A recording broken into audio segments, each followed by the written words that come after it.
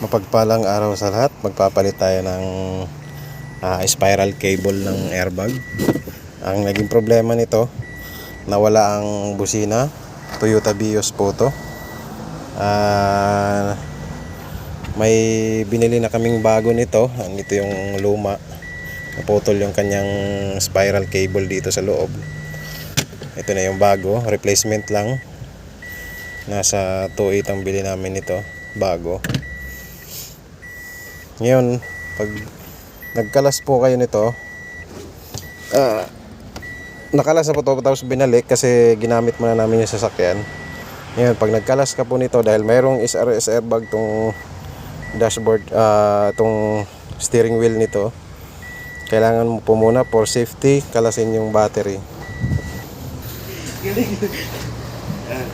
Kailangan mo pong kalasin yung battery kahit yung isang line lang, itong negative. Yan, for safety lang po yan. Baka mag-engage po yung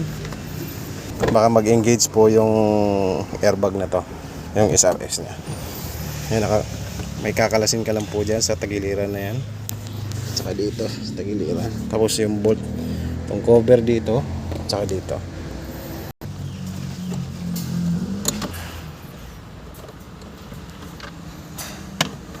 Tapos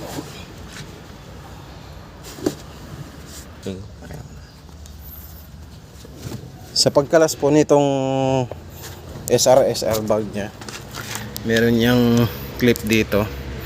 Kung nakikita nyo po to, itong spring na yan lang po yung susundutin nyo. Ayan po.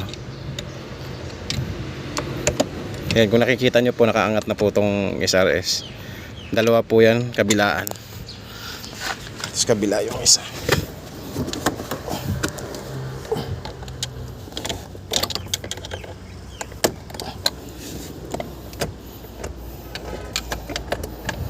Yan, kalas na po.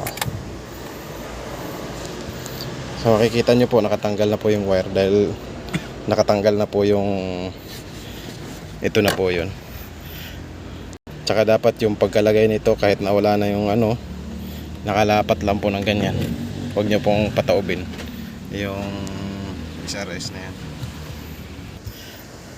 Tapos pag nagkalas po dito sa steering wheel, kailangan mo po ma-markingan to para, tsaka kailangan naka-align yung gulong, tapos ito nakadiretso.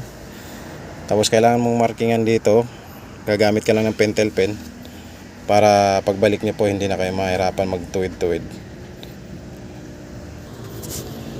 Ballpen lang yung ginamit ko. Ayan po yung line ng nilagay ko. Tapos dito naka-line, tapos tagos dito. Sa bago na ganito, meron siyang lock na ganito para hindi mo na mapihit-pihit yung spiral cable nya, itong assembly spiral cable. Para hindi mo mapihit-pihit kasi naka-set na po yan. Tsaka mo bunutin tong lock na to, tong lock na to. Pag naikabit mo muna po to para hindi mapihit. Yan, hindi ka naman po magkakamali dyan, idali susuksok mo lang diretso. Yan, meron siyang lock dito, lock doon, lock dito. Ayan, nag-lock na siya.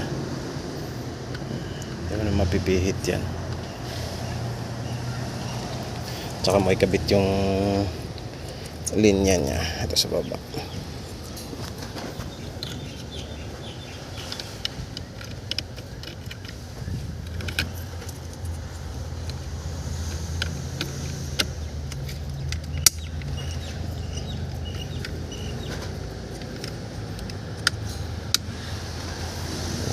Maset na.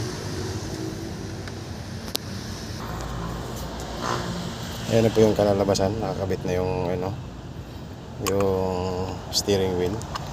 Naka-align. Yung in-align natin, ilagyan ng guhit. Ayan na po yun. Ito yung connection nya. Ito yung connection nya.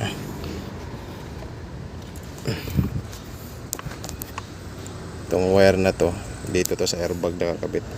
Dito nakaklip po yan dyan. Ayan, nakakabit na po, naka-clip na. itestingin na po natin. Ayan, dating walang busina to.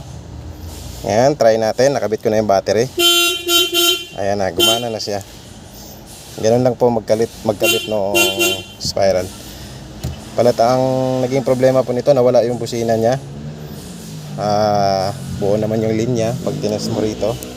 Yung isang linya rito, itong linya po ng busina yan, ng horn po yan, buo fuse.